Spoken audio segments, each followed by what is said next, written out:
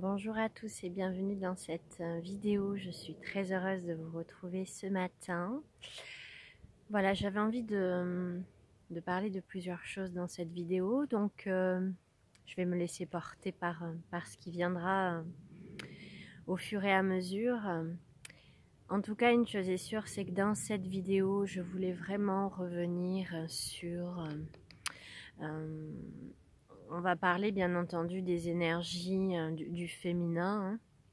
Donc pas simplement les femmes, mais bien le féminin en soi, que ce soit pour les femmes ou les hommes, et le fait d'être plutôt que toujours ces énergies de fer.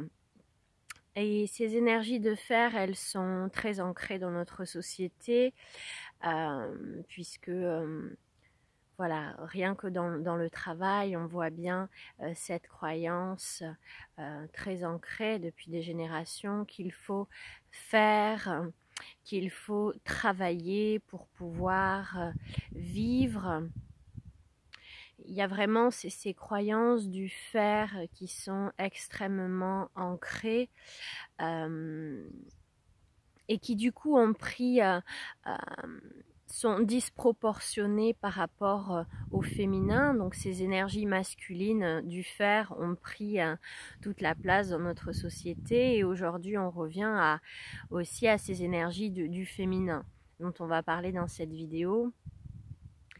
Et c'est de comprendre que si vous faites le bilan dans tout ce que vous pouvez vivre et expérimenter, ces énergies masculines sont très ancrées à tous les niveaux. Cette énergie du fer, vous voyez par exemple comme parfois vous avez l'impression que vous devez faire des efforts, par exemple pour être aimé, pour être accepté. Toujours cette quête de faire, vraiment très ancrée. J'essaye de voir si j'ai un autre exemple. Donc ça peut vraiment aller à tous les niveaux, ça peut être, voilà, je vais avoir un comportement parce que j'ai la croyance que il faut être comme ceci, comme cela, qu'être comme cela, ben, c'est convenable et finalement être autrement, ce n'est pas convenable. Si je suis telle que je suis, est-ce que les autres vont m'accepter telle que je suis ? On peut le voir également, par exemple, dans les relations amoureuses, des mécanismes qui sont mis en place de avoir l'impression qu'il faut faire des efforts, qu'il faut faire des concessions, qu'il faut faire quelque chose pour ressembler à un idéal, etc. Donc ça vraiment, ça s'étend à tous les niveaux, dans le travail, vraiment sur différents plans. Donc ça va être important de vraiment revenir davantage à des énergies féminines. Donc il y a quelqu'un qui arrive, c'est pour ça que j'ai regardé. C'est un monsieur que je croise tous les jours et qui vient me voir. Il a besoin de beaucoup de présence. Donc c'est vraiment de revenir à ces énergies du féminin. Ce sont vraiment des énergies où on va apprendre à fonctionner différemment, c'est-à-dire qu'on va apprendre à être plutôt qu'à être toujours dans le faire. Alors je vais prendre juste quelques petits instants s'il vous plaît pour... Bonjour.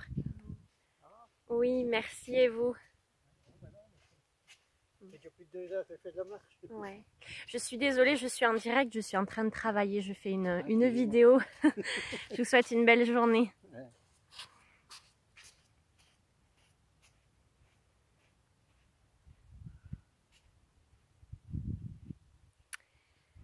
Donc je parlais des énergies féminines, du coup, de revenir à ces énergies d'être. Essayez de comprendre que la contrainte, la planification, ce sont vraiment des énergies anciennes, ou du moins qui sont en train de se déconstruire. C'est-à-dire que vous le voyez actuellement par rapport à ce qui se passe au niveau du confinement, c'est-à-dire que peut-être que vous aviez des choses qui étaient planifiées, parfaitement organisées, hein. Donc là, on est vraiment dans des énergies yang, de planification, d'organisation, et que tout cela se déconstruit. Et je pense, je suis à moitié ailleurs. Je pense à ce monsieur qui vient me voir tous les jours. Et ça fait partie d'un des exemples à se positionner. Donc c'est très très intéressant ce qui vient de se passer là pendant cette vidéo. Parce que c'était très important pour moi de pouvoir tourner cette vidéo et de ne pas être interrompue pour la faire, pour mener à bien ce que j'avais envie de faire. Donc je suis désolée, ça m'a un petit peu perturbée. Donc c'est vraiment revenir à ces énergies. Donc je parlais de planification, voilà, le masculin est davantage dans cette énergie, le masculin en soi, hein, pas forcément les hommes, à planifier, à organiser. Et on voit qu'actuellement, tous ces paradigmes se déconstruisent, puisque voilà, vous aviez beau avoir planifié tout un tas de choses, que ce soit, je sais pas, des week-ends, des activités ou même du travail, ça se déconstruit. Pour accueillir justement ce féminin, hein, ce féminin qui va être dans l'être.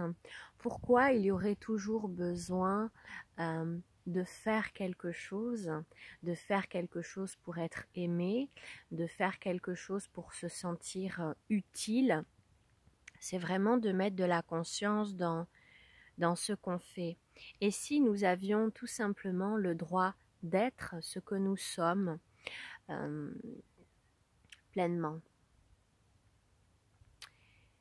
J'ai pu expérimenter dans mon cheminement, et de par les initiations par lesquelles je suis passée, que voilà, parfois quand j'étais plutôt dans une énergie yang de planification, d'organisation, à créer des événements ou à chercher, hein, même à un moment donné, des prospects ou des clients,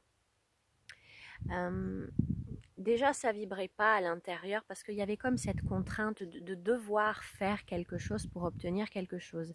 Et ça, c'était pas ok. C'était pas ok avec moi parce que j'avais la conviction que les choses ne fonctionnaient pas comme ça et qu'elles venaient bien de l'intérieur. Et je comprends aujourd'hui que c'était véritablement le chemin à faire. Et j'observe que finalement les choses sont simples, c'est-à-dire dans le plaisir et dans le fait de se faire du bien. C'est-à-dire que parfois, voilà, quand j'organisais des choses avec ma tête, les choses ne fonctionnaient pas forcément. J'avais pas forcément de clients. Et puis quand j'étais plutôt dans des énergies de plaisir, de joie pour moi-même par exemple, d'aller me faire du bien, d'aller à des activités qui me procuraient de la joie, d'être dans ce plaisir simple et dans cette écoute de soi, en fait, il n'y avait pas d'effort à faire puisque c'était vraiment organique, ça venait de l'intérieur. Je m'offrais en fait ce plaisir, cet amour, cette joie et du coup, voilà, je manifestais des choses sans avoir à faire d'efforts. Voilà, des clients m'appelaient, il y avait vraiment des choses qui se mettaient en place parce que voilà, c'est vraiment déconstruire tout ce que l'on croit savoir.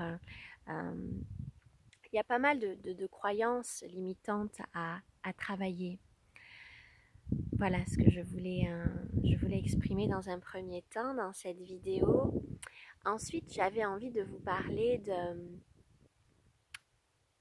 ça va un petit peu dans cette continuité en lien dans cette vidéo, c'est le rôle du sauveur. Le rôle du sauveur. J'ai souvent eu une phrase dans ma tête qui disait « pas de demande, pas d'intervention ». Et c'est très juste parce que quand la limite est très infime dans cela. La limite est très infime, on marche sur un fil en permanence dans cette posture du sauveur que certainement vous aussi vous avez dû avoir à un moment donné peut-être dans votre cheminement. Et, et c'est de comprendre que, encore une fois, dans une énergie à vouloir faire, s'il n'y a pas de demande, il ne doit pas y avoir forcément d'intervention. Et c'est de revenir aussi à cette paix intérieure. Voilà, s'il y a par exemple quelque chose dans le monde qui me semble injuste ou qui éveille des choses à l'intérieur de moi, je vais peut-être vouloir changer cela. Et c'est de faire machine inverse et d'observer, tiens, là, ce que je suis en train de voir, de vivre ou d'expérimenter, qu'est-ce que ça vient remuer chez moi? C'est intéressant. Et en lien avec cela, je vais vous partager un exemple, puisque c'est bien aussi d'amener des exemples dans ce que je partage. Je suis dans un endroit très très agréable là pour mon confinement. Et pour autant, la dualité est aussi présente. C'est-à-dire que voilà, je suis dans un petit endroit de paradis. Et pour autant, il y a aussi beaucoup de chasseurs. Le matin, à partir de 7 heures du matin, les coups de fusil vont de plein fouet. Donc ça y va, ça tire et voilà, je ne saurais dire à la minute combien de coups de fusil sont tirés. Et j'ai une sensibilité pour la cause animale, pour ces êtres sensibles et c'est venu me toucher. C'est venu me toucher véritablement profondément dans mes tripes, dans ce que je suis. Et j'ai commencé à me questionner, à me dire, mais qu'est-ce que je pourrais faire? Donc les premiers matins, je croisais des chasseurs et je sentais que je n'avais pas à intervenir, c'est-à-dire à aller les voir ou à discuter. Parce que si ça vient réveiller quelque chose en moi, c'est à moi d'aller observer cela de l'intérieur.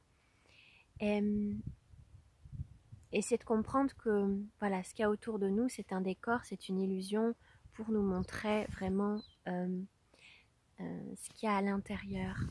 Donc, j'ai fait un cheminement inverse à me dire, tiens, si j'allais plutôt observer la partie de moi que ça vient toucher à l'intérieur, puisque nous ne sommes qu'un et tout ce que nous voyons à l'extérieur existe bel et bien à l'intérieur de nous.